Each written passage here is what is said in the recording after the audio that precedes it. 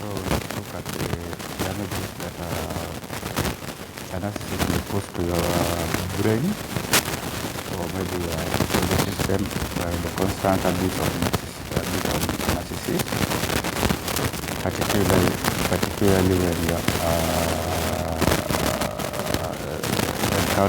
when you encounter this narcissist in a daily routine, like maybe is a family member or maybe at a workplace. So we say that a narcissist has this tendency of gaslighting, tendency of fault finding. In a nutshell, a narcissist is supplied by emotional damage, by stressing you, or by keeping you or making you feel low and being sympathize yourself. That is when a narcissist plays. So all the time he makes sure you are under emotional breakdown, you are suffering emotionally, you are not in your right mood all the time. So generally in life, your body system or your brain in its factory settings, it's supposed to be performing its function under a normal state, like normal function, like digestion, like everything. The brain has a duty to perform its normal function. But then there is this emergency. When an emergency comes, the function of the brain becomes different. The brain has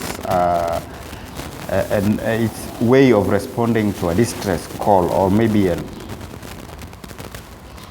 emergency may happen, or a danger that appears suddenly. So the response changes and the brain responds differently on this state. So when a narcissist puts you in a constant state of panic and a constant state of fear and a constant state of anxiety, now you can imagine your brain, the response of your brain to danger will become your norm. So under normal circumstances, it's only a rare response that your brain takes in case of danger or something, but now it has become a norm. Your brain now, because all of the time you're in danger, all of the time you're in a state of anxiety, all of the time you're in a state of panic, all of the times you are under trauma, so your brain, that is the normalcy of your brain. So, you know, when you are in a state of danger, maybe if your brain senses, your medulla senses a danger, it shows or it sends signal to the hypothalamus. Then the hypothalamus will now cause your nervous system to respond to that particular danger. So your nervous system, your body, your brain responds to danger even before you think of what to do next. Your system has already. That's why you find yourself when you are okay. Your body responds to danger. Your system responds to danger even before you think of what you can do about it. So you can imagine your brain has been put in that constant state, and now that is the normalcy, because a narcissist will always, the tendency of narcissists to first of all to brainwash you, then to keep you in a state of panic and to keep you gaslighted, is gaslighting and is fault finding. So you are just in a state of trauma, a state of panic all the time.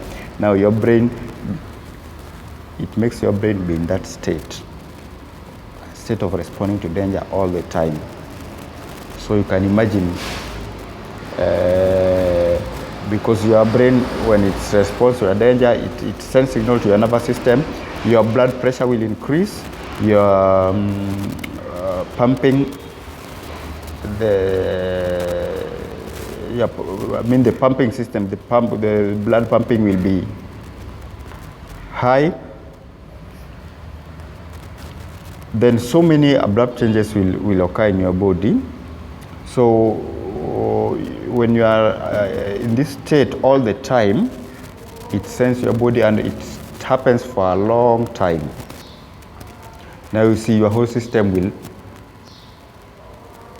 Then you may have things like the blood pressure. Now the blood pressure will be constant, you see.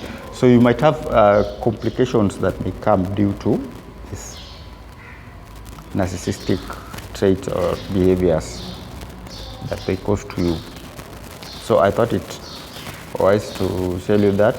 Actually today we were supposed to be talking about the INFJ personality type, but I thought it also important to tell you a bit about the damages that narcissism may cause to you, your brains, your system. So in our next video we'll be talking about the Myers, the Myers personality trait called the INFJ personality. That is the rarest personality type in the world. Very few people have this personality trait. So it's called the INFJ, introverted, intuition, feeling, and judging. So we'll be talking about the INFJ personality type, which is the rarest personality type in the world. It forms around less than 1% of the people on earth. Only 1%, less than 1% have these INFJ personality types. And I told you it's the vaccine for a narcissist. This personality type is the vaccine for a narcissist. The narcissist fear this personality type so much. So from our next video, we'll be talking about the INFJ personality type. How to know when you're an INFJ, the traits, the characters of an INFJ, and so on. That is on our next video. Otherwise, for now, that's it. Thank you.